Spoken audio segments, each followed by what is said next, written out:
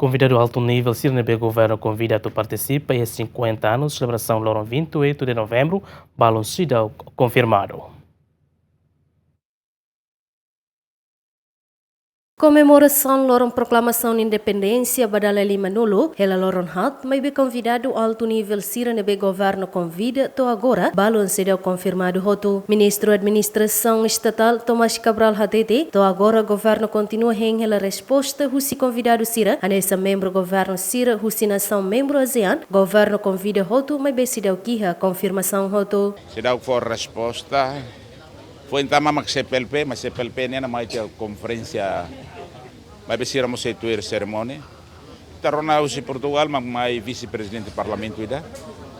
Indonésia será confirmado, Austrália será confirmado, Nova Zelândia, mas manan sanul, mas tem a cooperação no suai.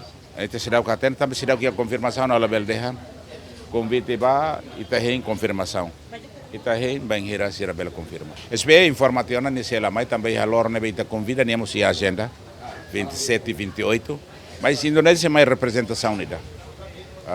Veterano serbaram que seria a representação mais. Antes ne presidente da República o governo atu convida antigo presidente Indonésia Susilo Bambang Yudhoyono, o secretário-geral ONU António Guterres atu participa e a celebração Loron Ranulo Resingwalo fula novembro e hatinane, mas be quase convidado Cira nebe governo convida Cidal que a confirmação, mas be vice-presidente Parlamento Portugal ma confirmado ona atu participa e celebração Loron Proclamação Independência.